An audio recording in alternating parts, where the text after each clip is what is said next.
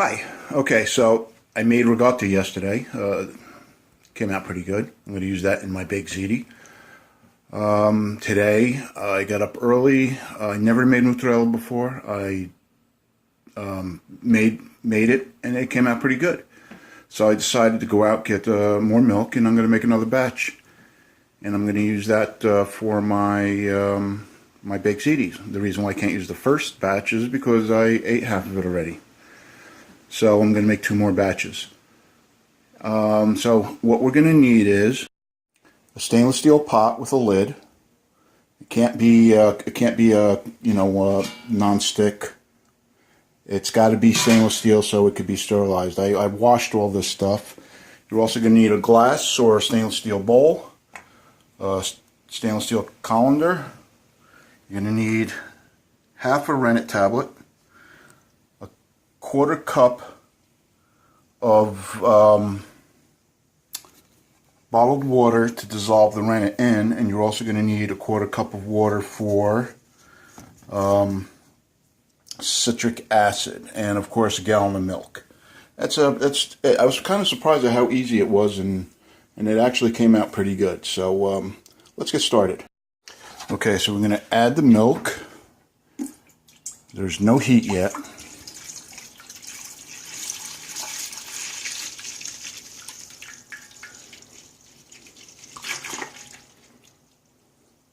You're going to see me popping away from time to time looking at my notes. I'm going to try to follow them exactly from my last batch because the batch came out good. So, citric acid. Dissolve 1 teaspoon of citric acid into a quarter cup of bottled water. Now, we don't want to do the rennet at this point. Rennet, once it's activated with the water, it's only good for 20 minutes, and at this point, it might take a little bit more than 20 minutes to get to where you want to be before you actually add the rennet. So now, citric acid is gonna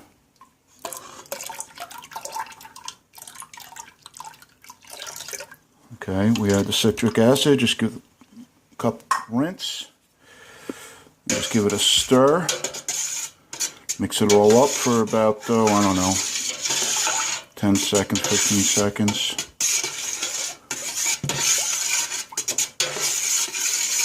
Alright. Now what we want to do is we want to bring the temperature up to, final temperature is going to be 90 degrees Fahrenheit. But at 80 degrees we're going to start dissolving the rennet. So now we're going to put the heat on to medium, and we're gonna monitor it with a thermometer. So obviously the milk is cold. I just got it, so it's probably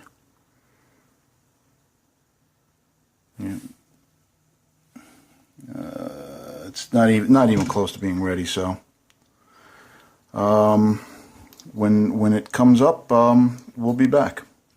Okay, so my temperature, and try not to hit the bottom of the pot because my temperature looks to be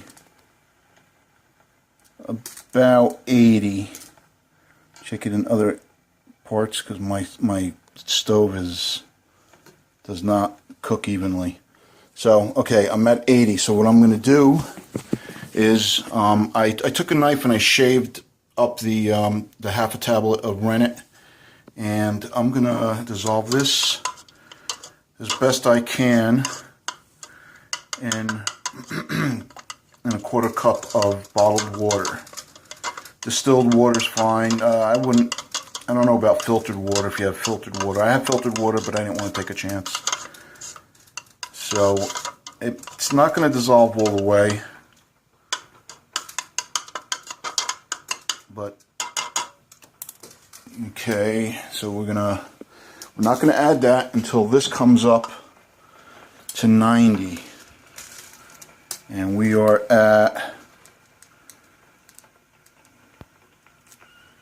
about 82, 84. Alright, I'm gonna, yeah, it's at 90 in one spot. What I'm gonna do is I'm just gonna give it a quick stir.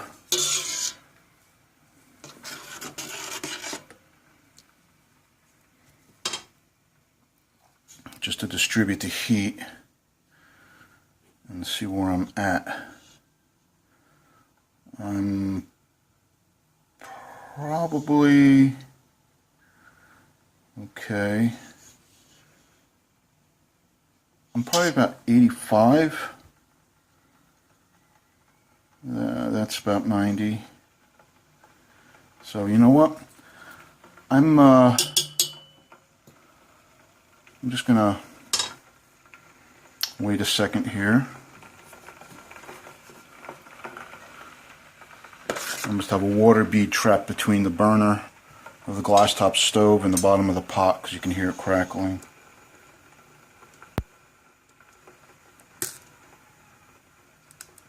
So I'd say we're about 90. So what you want to do now is you want to slowly add the rennet.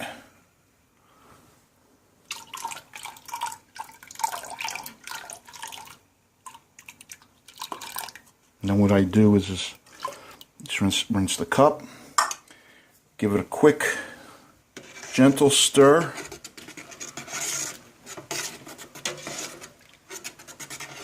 For, I don't know, a couple seconds.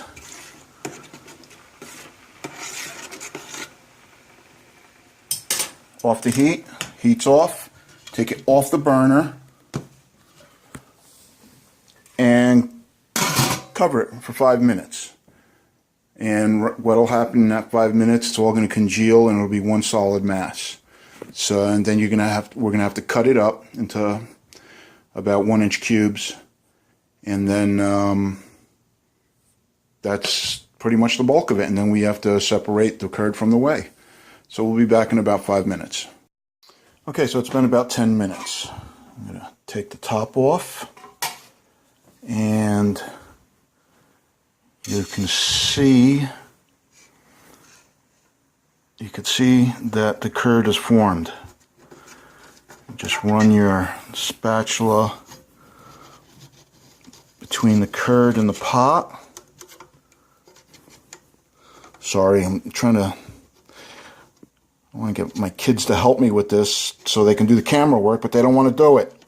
Okay, so separate that. Now what we're going to do is just going to make like a grid about 1 inch. All right, you want to go all the way to the bottom.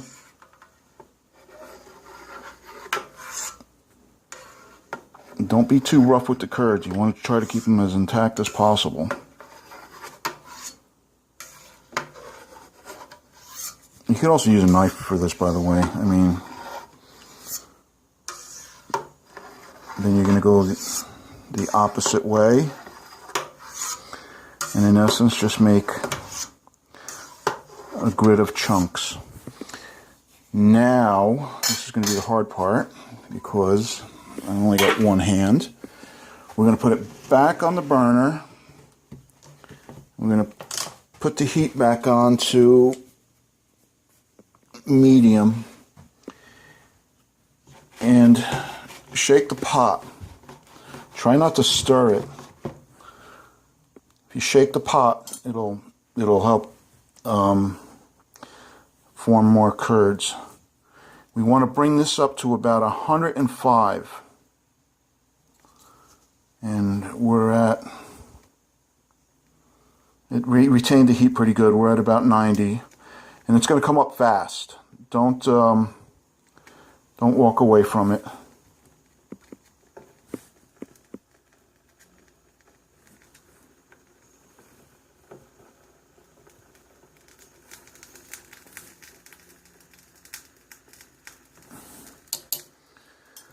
All right, and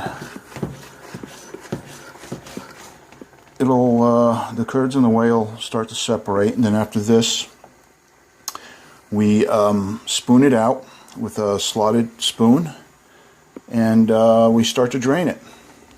So when that time comes, I'll let you know. Okay, so that was like really quick. It came up really quick. So the temperature is, well, I took it off the heat.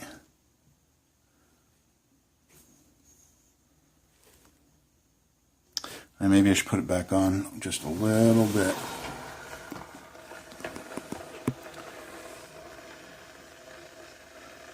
I just put it on the hot burner. I didn't even put it on the heat. I just want to make sure. And at this point, you'll be able to smell that it smells like cheese. There we go. There we go. Okay. So now, again, off the heat.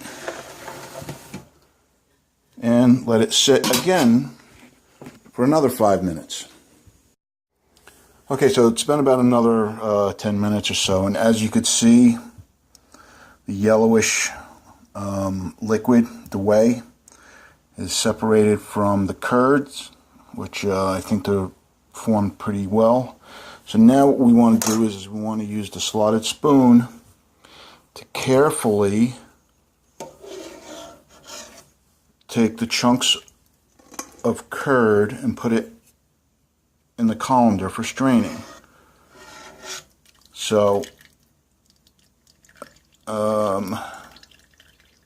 let me figure out how I can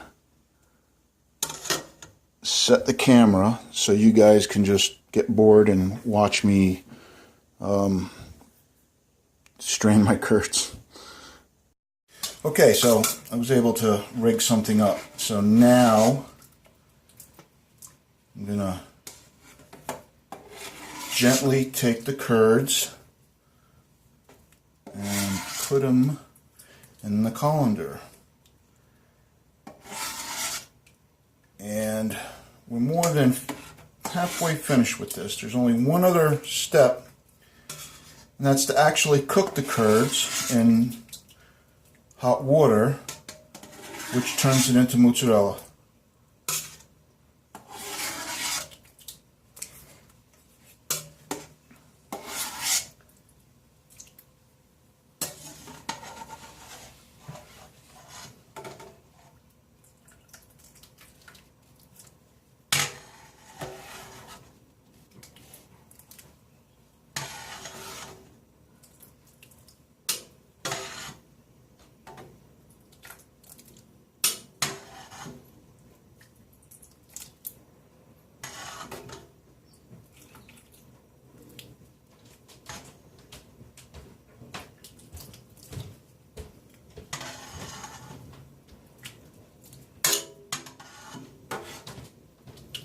You want to try to get as much of the curds as you can.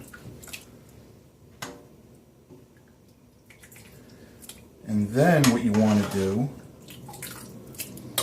is, I'm just going to jump ahead real quick because I want to pause this after. Then you want to take your colander and you want to just sort of tilt it and rotate, and the weight of the curds will help strain it. And the whey can be used. I've seen videos where people give it to their pets because it's high in protein. People feed it to their plants. I actually used some from the last batch and put it on my plants just to see what happens. And you can see it starts to come together. See, it starts to come together. And then once it's all drained, then we heat it up, drain it some more, and then we start forming it. But for now, let me get it strained and then I'll be right back.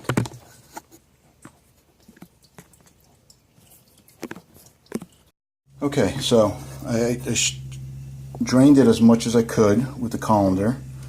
And now what we're going to do is we're going to heat it up in the microwave. Alright,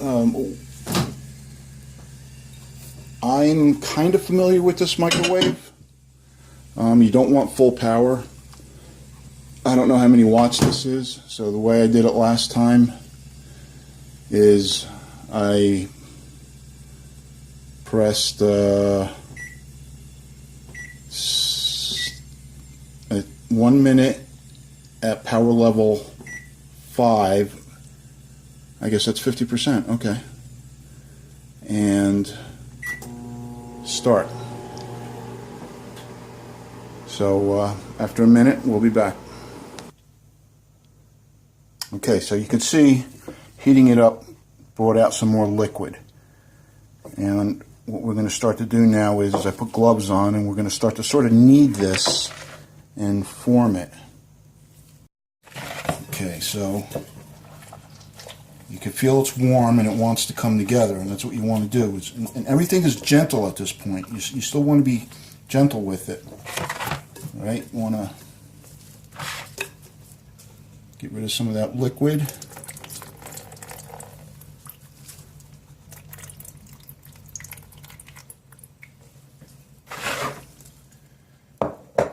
And then we're going to start to knead it some more.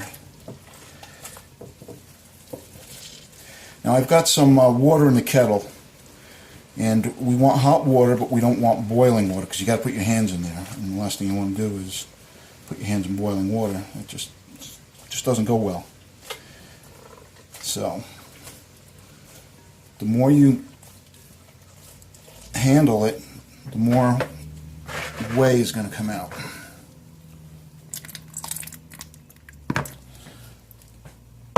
Now at this point,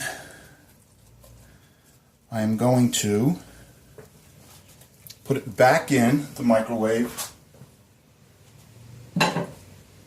Again, 60, power level, half, start. And I'll be back. Okay, so it's firmer, and it's now it's starting to feel like mozzarella. All right, now you can handle it a little bit rougher. Squeeze it. You can feel it starting to melt together.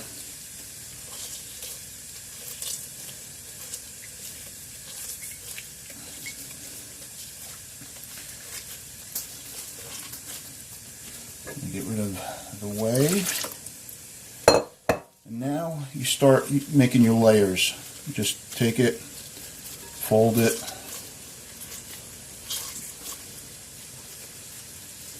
fold it, and I can feel it starting to cool off. I'm waiting for that water in the kettle. And once you put that hot water on the cheese, it's going to get that smooth, glossy mozzarella look. And then you continue to form it, and you could see there's stretch to it. Okay, so we're almost there, but there's still lumps in it. And when we submerge it in the hot water, and we do this in the hot water, those lumps will go away. So now it's definitely got more of a mozzarella feel to it. So I can hear the kettle. You know how it starts to get the just before it starts to boil. So I think it's ready. And I'm gonna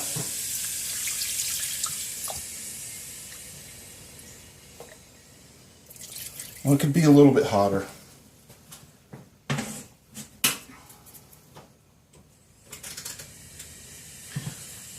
I'll work with this for now until the water comes up to temperature.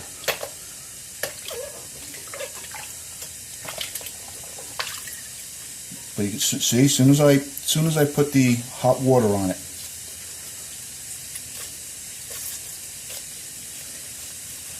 that's it. It's coming together. So I'm going to continue this while I wait for the water, and then we'll be back. Okay, so the water's hot. I can barely touch it, but that's what you need. You just start stretching it, So you can see the stretch in it now.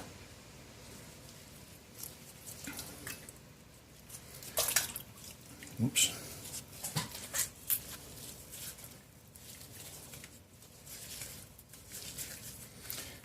In a couple minutes, we'll form the ball. I'm going to make one big ball in this one. The other one I made the smaller balls. I forget, I don't know, there's an Italian name for them. I'm Italian and I don't know what it is.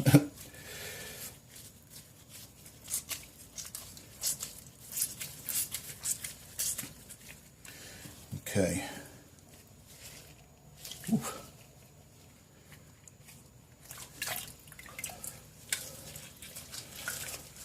Okay, so now they say to fold it under.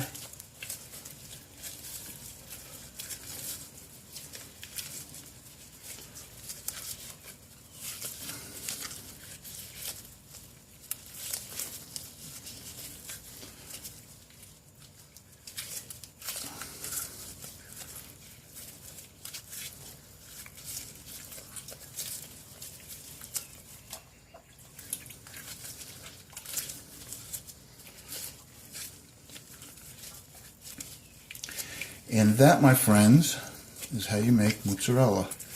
Now, this is only the second time I made it, and I'm pleased with it.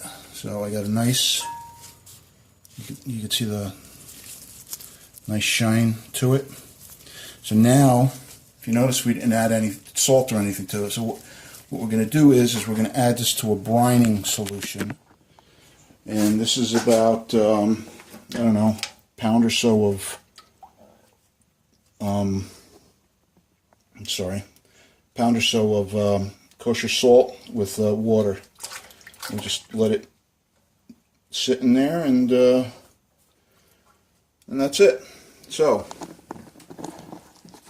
that was my second batch today, and I'm going to make one more. And the third batch I'm going to make is going to be the small ones, like the first batch I had. So I've been eating them, so and it's really good. You could really taste the difference between homemade and store-bought. So anyway, if I can do it, I'm sure anybody out there can do it. Just take your time, check out recipes online, and the important thing is pay attention to the temperatures. Well, that's it. Thanks a lot. Bye.